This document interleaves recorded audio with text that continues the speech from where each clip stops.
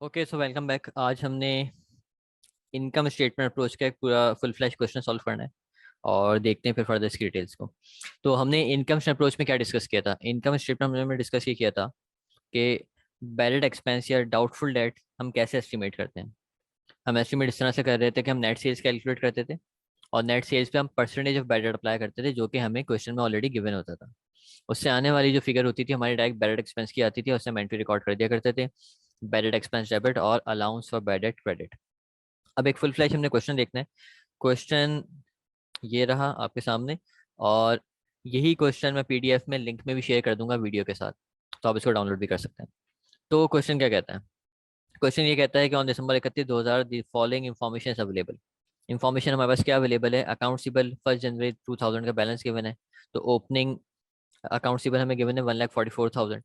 इसी तरह allowance of ballot हमें गिवन है ओपनिंग 1 जनवरी 2000 पे 1,10,000। इसको मैंने फिगर को रिवाइज किया किसी वजह से। फिर सेल्स हमें गिवन है, सेल रिटर्न एंड अलाउंसेस हमें गिवन है, कलेक्शन है from customers, customer account return of and previously return of account recovered, और साथ में बता दिया ballot expenses are estimated to be 1% of net sales. तो इस चीज़ को पढ़ के हमें पता चल गया कि ये इनकम स्टेटमेंट अप्रोच है। कैसे पता चला? कि उसने बता दिया खुद लिख के कि 1% ऑफ नेट सेल्स आपको बैलेट्स को एस्टिमेट करना है। दो तरीके से आपको पता चल सकता है कि आप कौन सी अप्रोच आपने फॉलो करनी है। या तो एग्जामिनर स्पेसिफिकली खुद बता दे, लिख कर दे दे कि आपने इनकम स्टेटमेंट अप्रोच फॉलो करनी है या बैलेंस शीट अप्रोच फॉलो करनी है, या फिर वो तुमको बता देता है कि 1% ऑफ नेट सेल्स आपने अप्लाई करना है, या फिर अगर आप परसेंटेज अप्लाई कर रहे हैं अकाउंट सीबल के बैलेंस पे, तो आप समझ जाएंगे कि बैलेंस शीट अप्रोच है। सो स्टार्ट करते हैं। तो ये तो हो गया हमारे पास ओपनिंग बैलेंसेस। ओपनिंग बैलेंसेस की तो कोई एंट्री रिकॉर्ड होनी नहीं है। सेल्स हमारे पास कितनी है? 1,01,5,30,000। जब वो क्वेश्चन लिख कर दे रहे तो हम समझ गए कि ये क्रेडिट सेल्स है। तो सेल्स की एंट्री क्या पास हो जाएगी हमारे पास? अकाउंट सीबल डेबिट और सेल्स क्रेडिट। जो जो मैं यहाँ पे एंट्रीज आपको बताते होंगे उनको मैं हाईलाइट करता जाऊंगा। टाइम सेव करने के लिए मैंने एंट्रीज ऑलरेडी पहले से यहाँ पे रिकॉर्ड कर दी है। तो पहली सेल एंट्री मेरी रिकॉर्ड हो गई, अकाउंट सीबल डेबिट और सेल्स क्रेडिट 1,05,30,000 से, 15,30,000 रुपये से। सेकंड ट्रांजेक्शन क्या है हमारे पास? सेकंड ट्रांजेक्शन हमारी कहती है सेल रिटर्न एंड अलाउंस 18,000 रुपये। 18,000 रुपये की सेल रिटर्न हो गई, तो इसकी एंट्री क्या रिकॉर्ड हो जाएगी? मैं sale return and allowance debit और account receivable credit. Simple rules of debit credit आपने अप्लाई करते हैं, अकाउंटिंग एंट्री रिकॉर्ड करती जानी है। इसके बाद क्या चीज़ आती है हमारे पास? कैश कलेक्शन फ्रॉम कस्टमर्स 12,15,000 रुपये। तो 12,15,000 रुपये कैश कस्टमर से रिसीव हो गए, तो एंट्री क्या रिकॉर्ड होगी? कैश डेबिट और अकाउंट रिसीवेबल क्रेडिट। तो कैश डेबिट हो गया और हमारे पास अकाउंट्स रिसीवेबल क्रेडिट हो गया। इसके बाद क्या कहता है? इसके बाद कहता है customer accounts return of amount to 90,000 रुपये। 90,000 रुपये के अकाउंट से जो कि राइट ऑफ हो गए। अब राइट ऑफ की मैंने एंट्री बताई। राइट ऑफ का कॉन्सेप्ट क्या था? कि हमें कंफर्मेशन मिल चुकी है कि कस्टमर पैसा नहीं देगा। जब हमें कंफर्मेशन मिल जाती है कस्टमर पैसा नहीं देगा, तो हम उसकी एंट्री का रिकॉर्ड करते हैं, बताया था allowance of balance debit account Sibal credit. भूल गए तो पुराने लेक्चर वापस जाके देख लें, वरना मैं एक बार छोटी सी इसकी दोबारा से लॉजिक दे देता हूँ। हमने क्या अज्यूम किया था हमारे अकाउंट सिबल के टॉपिक में कि जब भी कोई राइट ऑफ की एंट्री आएगी, तो अजम्पशन हमारी क्या होती है कि इसका प्रोविजन हम ऑलरेडी बना चुके हैं। इसका ये बैलेट करेगा, ये हम ऑलरेडी एस्टिमेट कर चुके हैं। ये कस्टमर डिफॉल्ट करेगा, हम ऑलरेडी एस्टिमेट कर चुके हैं। जब हमने एस्टिमेट किया होगा तो एंट्री का रिकॉर्ड की होगी कब? जब एस्टिमेट किया होगा बैलेट एक्सपेंस डेबिट और अलाउंस ऑफ बैलेट ट्रेड। अब वो क्योंकि हमें बता रहा है कि राइट ऑफ हो गया, कंफर्मेशन आ चुकी है कि कस्टमर ने डिफॉल्ट कर दिया, तो अब एंट्री का रिकॉर्ड हो जाएगी अलाउंस ऑफ बैलेट डेबिट और अकाउंट सीबल क्रेडिट। नेक्स्ट कहता है previously return of accounts recovered. इसके बारे में मैंने बताया था कि जब भी वो रिकवरी की एंट्री बताएगा आपने दो अकाउंटिंग एंट्रीज रिकॉर्ड करनी है। पहली अकाउंटिंग एंट्री का मैंने नाम रखा था उम्मीद की किरण सॉरी, और दूसरी अकाउंटिंग एंट्री का मैंने नाम रखा था जिसमें पैसा हमारे पास रिकवर हो जाता है। सो अकाउंट सीवर हम डेबिट कर देंगे 2,700 रुपये से, अलाउंस ऑफ बैलेट क्रेडिट कर देंगे। पहली एंट्री हमारी रिकॉर्ड हो गई। इसमें कहानी क्या आती है कि जब भी हमारे पास पैसा रिकवर होता है तो उसके पीछे हमारे पास एक अजम्पशन क्या आती है, हमारी बिल्ट इन कहानी स्टोरी क्या आती है। कस्टमर आया, कस्टमर ने आके प्रॉमिस किया कि हाँ मैं आपका पैसा जो कि राइट ऑफ आपने कर दिया था, मैंने डिफॉल्ट कर दिया था, वो वापस आपको देके जाऊंगा।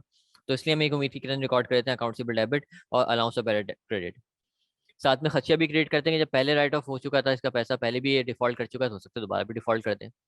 और इसकी एक आसान लॉजिक मैंने आपको दूसरी दी थी कि जब आप राइट ऑफ करते हो तो एंट्री क्या रिकॉर्ड करते हो? ये वाली allowance of balance debit account receivable credit. तो जब वापस वो बंदा कह रहा है पैसे देके चले जाऊंगा, तो सिंपली राइट ऑफ की एंट्री को उल्टा कर दें आप। तो आप सिंपली इसको क्या कर देंगे? अकाउंट रिसीवेबल डेबिट और allowance for bad debt credit. पहली चीज हो गई। दूसरी, अगले दिन आके आपको पैसा दिया जाता है।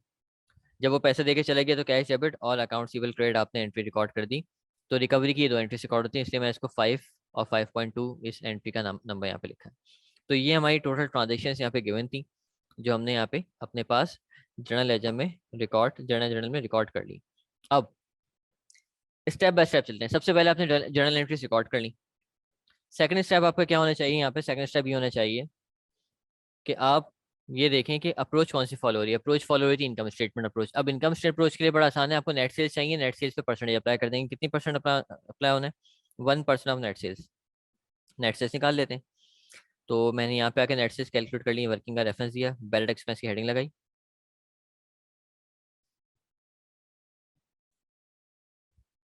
ओके, बैलेट एक्सपेंस की मैंने हेडिंग लगाई और नेट सेल्स लिखा। अब नेट सेल्स कैसे हमारी निकलेंगी? नेट सेल्स को मैं रेफरेंस दिया वर्किंग नंबर 2 का, और यहाँ पे मैंने वर्किंग 2 में नेट सेल्स कैलकुलेट करनी है। वर्किंग का रेफरेंस देना, वर्किंग प्रॉपर्ली करना आपके लिए जरूरी है, क्योंकि एग्जामिनर फिर आपसे पूछेगा आपने नंबर कैसे निकाला, नंबर कैसे कैलकुलेट किया, तो वो शो करना जरूरी है। तो मैंने सेल्स ली 15,30,000 की। कहाँ से? ये जो मैंने सेल्स की थी 15,30,000 रुपए की, ये वाली सेल्स मैंने यहाँ यूज कर ली।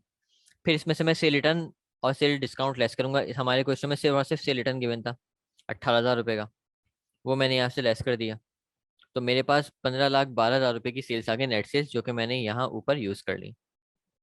1% जो मुझे बताया गया था, मैं फिर क्वेश्चन दिखा देता हूँ। ये रहा 1%, 1% ऑफ नेट सेल्स। तो नेट सेल्स पे 1% अप्लाई किया मैंने। 15,120 रुपये का मेरे पास बैड एक्सपेंस आ गया। यहाँ पे मैं लिख देता हूँ बैड डेट एक्सपेंस। ठीक है, और इस बैड एक्सपेंस से अब मैं एंट्री रिकॉर्ड कर दूंगा, बैड एक्सपेंस डेबिट और allowance for bad debt credit. ये मेरी एडजस्टिंग एंट्री रिकॉर्ड हो गई, जहाँ पे मैंने अपने बैड एक्सपेंस को एडजस्ट कर दिया। What next now?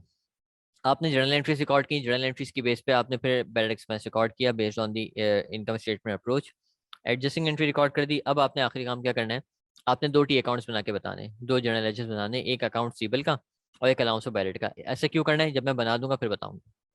आप एक अकाउंट अकाउंट सीबल का अकाउंट बना लें। तो अकाउंट सीबल अकाउंट में सबसे पहले आएगा आपका ओपनिंग बैलेंस। ओपनिंग बैलेंस कितना था क्वेश्चन में? ओपनिंग बैलेंस था भाई 1,44,000 रुपये, 1,44,000, जो कि हमने यहाँ पे यूज कर लिया। फिर हमने अकाउंटिंग एंट्री रिकॉर्ड की थी, अकाउंटेबल यहाँ पे हमने डेबिट किया था 15,30,000 रुपये से, आगे 15,30,000 रुपये अकाउंटेबल डेबिट, और नाम हमने सेल्स का लिख दिया और एंट्री का रेफरेंस दे दिया, एंट्री नंबर 1 हमने यहाँ पे रिकॉर्ड किया। इसके बाद एंट्री रिकॉर्ड हुई थी यहाँ पे, cell return and allowance debit होकर अकाउंट रिसीवेबल क्रेडिट हुआ था। तो हमने अकाउंट रिसीवेबल को 18,000 से क्रेडिट किया, नाम आ गया सेल रिटर्न एंड अलाउंस का, एंट्री नंबर 2 का रेफरेंस दे दिया। थर्ड एंट्री में हमने cash debit account receivable credit किया था 12,15,000 रुपये से। तो यहाँ पे हमने 12,15,000 से अपना अकाउंट रिसीवेबल क्रेडिट किया, नाम आ गया कैश का। इसके बाद फिर अलाउंस ऑफ बैलेंस डेबिट हो रहा है, अकाउंट रिसीवेबल क्रेडिट हो रहा है। तो फिर मैंने अकाउंट रिसीवेबल यहाँ पे अपना क्रेडिट किया, राइट ऑफ की एंट्री के लिए 90,000 रुपये से, नाम किसका लिख दिया, अलाउंस और बैड डेट का। इसके बाद हमने अकाउंट रिसीवेबल डेबिट किया और account allowance of bad credit किया था। तो ये हो गया अकाउंट रिसीवेबल डेबिट 2700 से और अलाउंस ऑफ बैड क्रेडिट। और इसकी वेरी नेक्स्ट एंट्री में हमने कैश डेबिट करके अकाउंट रिसीवेबल क्रेडिट कर दिया था। तो ये अकाउंट रिसीवेबल हमारा क्रेडिट हो गया और कैश का नाम आ गया। इस तरह से हमने सारी अकाउंटिंग एंट्रीज रिकॉर्ड कर ली, अपने जर्नल लेजर में पोस्ट कर दी। जब जर्नल लेजर में सारी एंट्रीज पोस्ट हो गई तो हम क्या करते हैं, हम देखते हैं डेबिट और क्रेडिट साइड में से ज्यादा बड़ी साइड कौन सी है।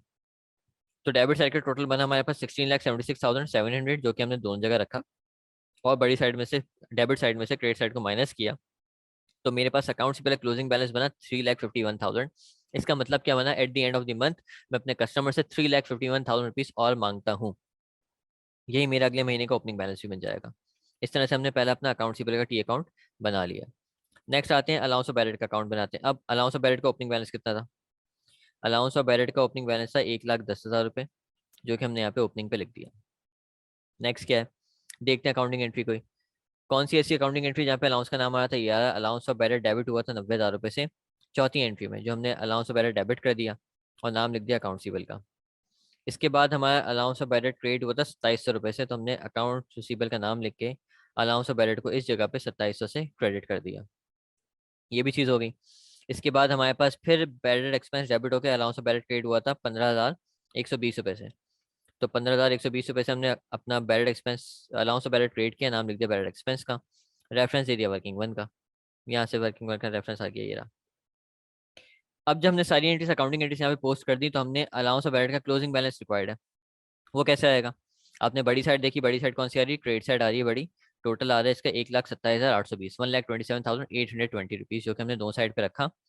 और बड़ी साइड से डेबिट, क्रेडिट साइड से हमने डेबिट साइड को माइनस किया, तो मेरे पास 337,820 का क्लोजिंग अलाउंस ऑफ बैलेट आ गया। अब अगर आपको बैलेंस शीट की थोड़ी बहुत भी नो हाउ है, तो आपको पता है कि बैलेंस शीट में ऑलवेज क्लोजिंग वैल्यूज जाती हैं। तो बैलेंस शीट के अंदर मैं अकाउंट रिसीवेबल ले जाऊंगा अपना क्लोजिंग 3,51,000, जो कि ये आ गया। और अलाउंस ऑफ बैलेट में ले जाऊंगा 37,820 का यहाँ से। बैलेंस शीट में अकाउंट रिसीवेबल से अलाउंस ऑफ बैलेट हम लेस करते हैं, तो हमारे पास क्लोजिंग नेट अकाउंट रिसीवेबल कितना बनता है? 3,13,180 रुपये। और यहाँ पे आके हमारे पूरे क्वेश्चन की प्रेजेंटेशन खत्म हो जाती है। तो क्वेश्चन हमने 3 काम किए या 4 काम किए। सबसे पहले हमने अकाउंटिंग एंट्रीज रिकॉर्ड की, ये वाली सारी जर्नल एंट्री जो हमें गिवन थी। उसके बाद हमने बैलेट एक्सपेंस कैलकुलेट किया सेकंड। इस बैलेट एक्सपेंस की कैलकुलेशन की बेस पे हमने एडजस्टिंग एंट्री रिकॉर्ड की। एडजस्टिंग एंट्री रिकॉर्ड करने के बाद हमने ये 3 काम होगा। चौथे हमने टी अकाउंट्स बना दिए, अकाउंट रिसीवेबल का और अलाउंस ऑफ बैलेट का। इन टी अकाउंट से हमें क्लोजिंग बैलेंसेस मिल गया अकाउंट रिसीवेबल का और अलाउंस ऑफ बैलेट का, चौथा स्टेप। और पांचवें स्टेप में हमने बैलेंस शीट बना दी। इसके आगे मैं लिखा पार्शियल। पार्शियल बैलेंस शीट या बैलेंस शीट एक्सट्रैक्ट भी कह सकते हैं इसको। इसका मतलब क्या होता है कि जिस टॉपिक पे हम अभी बात कर रहे हैं, सिर्फ उस टॉपिक से रिलेटेड हम बैलेंस शीट बना के दिखा देंगे कि बैलेंस शीट में ये टॉपिक या ये कंपोनेंट जो हमारे पास इस वक्त हमने सॉल्व किए हैं, जो भी एलिमेंट्स हैं फाइनेंशियल स्टेटमेंट्स के, वो किस तरह से नजर आएंगे। तो वो इस तरह से नजर आएंगे। तो ये था हमारा इनकम स्टेटमेंट अप्रोच का एक फुल फ्लैश क्वेश्चन। इसके अलावा भी आपने कोई क्वेश्चन प्रैक्टिस करना प्रॉब्लम आ रही हो तो आप कमेंट सेक्शन में पूछ सकते हैं। You are most welcome. Thank you so much. अल्लाह हाफिज़।